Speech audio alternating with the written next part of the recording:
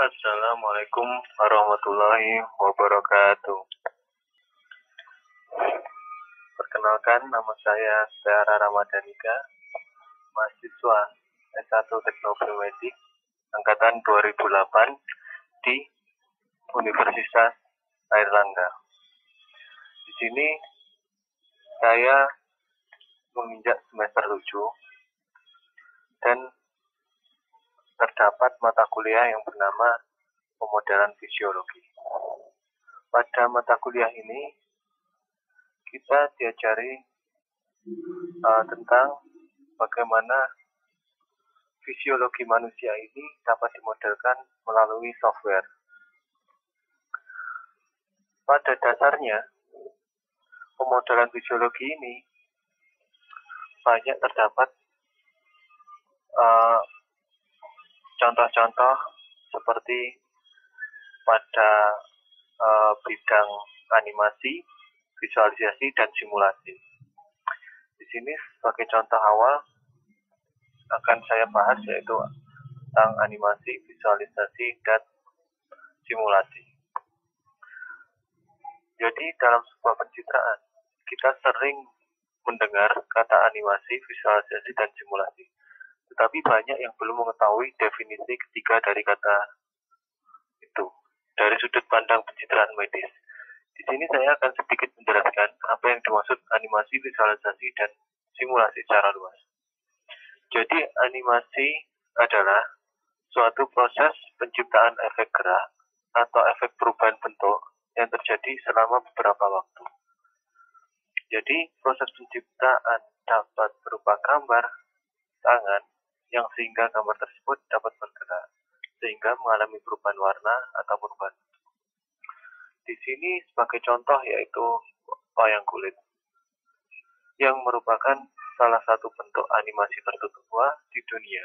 Bahkan ketika teknologi elektronik dan komputer belum diketemukan, pertunjukan wayang kulit telah memenuhi semua elemen animasi seperti layar, gambar bergerak, dialog, dan ilustrasi musik. Kemudian yang kedua yaitu visualisasi. Adalah upaya nyata seseorang untuk mentransformasikan ide atau gagasannya kepada orang lain dalam bentuk media gambar yang bersifat mudah dipahami.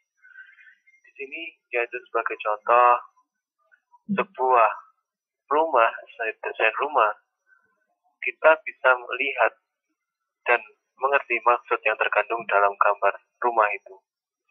Dilihat dari segi apapun, rumah itu bisa dipahami dan dapat dimengerti oleh pembaca. Ini yang dinamakan visualisasi.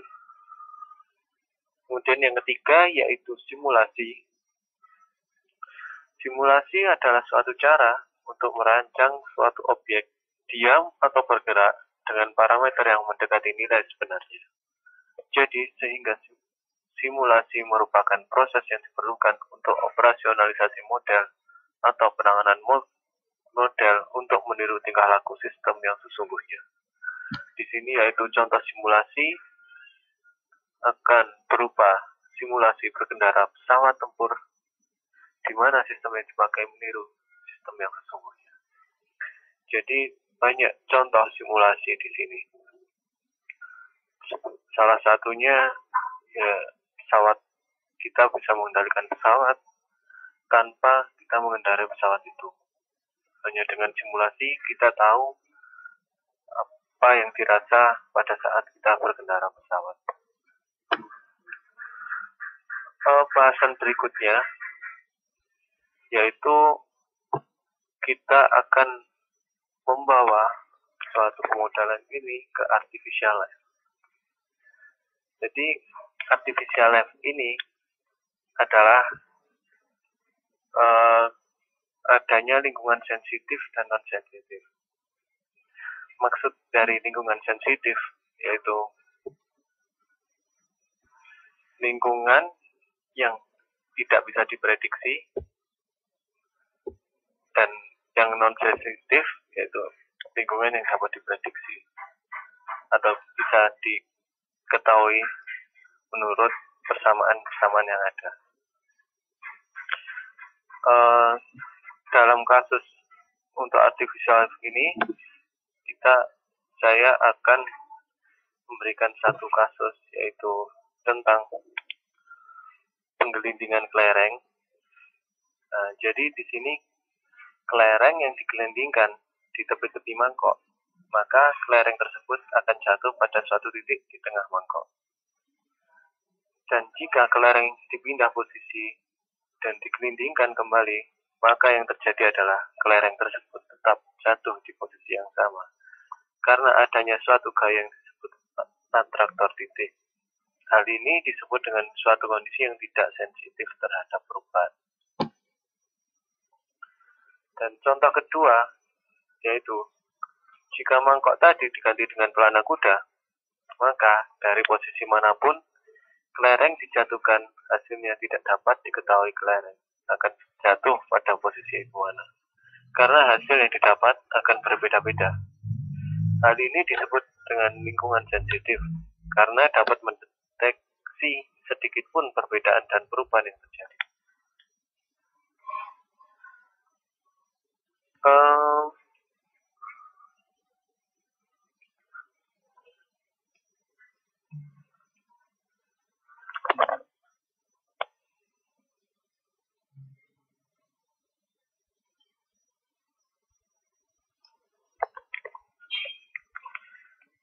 Dalam kasus berikutnya tentang artificial life, yaitu tentang analisis fisika pada permainan biliar.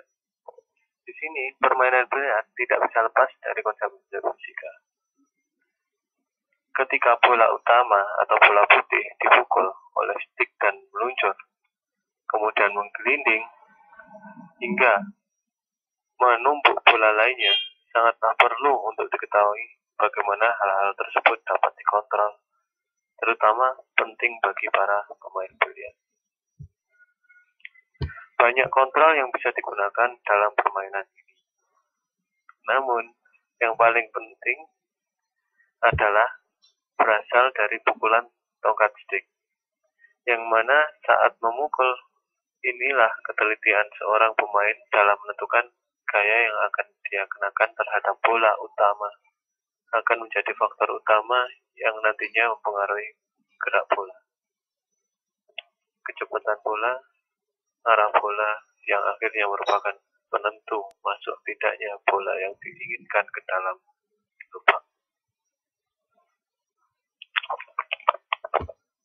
Jadi setelah beberapa bahasan tadi, kita dapat mengetahui bahwa sebuah permainan biliar itu selalu diawali dengan sebuah pukulan pada bola putih.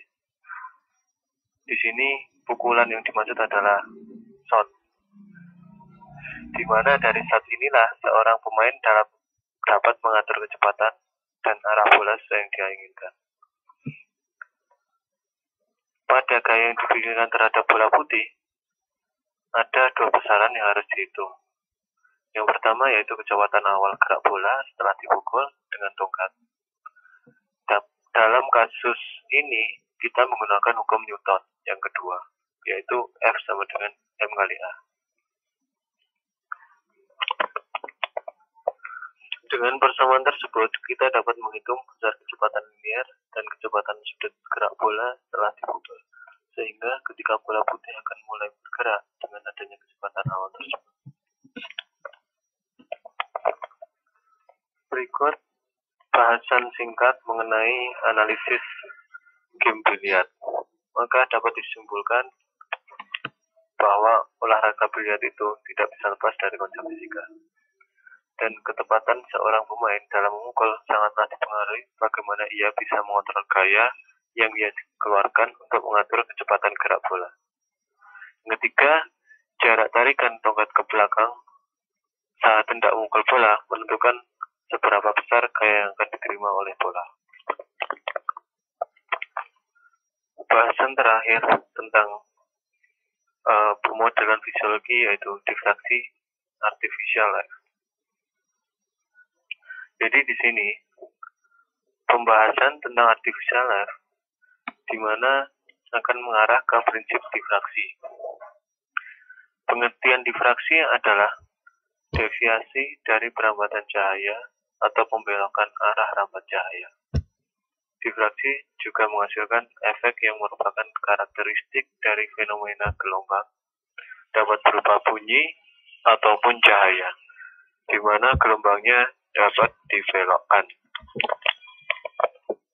Berikut sedikit ulasan tentang pemodelan fisiologi, yaitu tentang artificial life dan tentang animasi, visualisasi, dan simulasi, dan yang terakhir yaitu difraksi. Semoga pembahasan tentang pemodelan fisiologi ini dapat bermanfaat bagi kalangan yang membutuhkan materi ini. Terima kasih. Bila ada kurang lebihnya, mohon maaf. Assalamualaikum warahmatullahi wabarakatuh.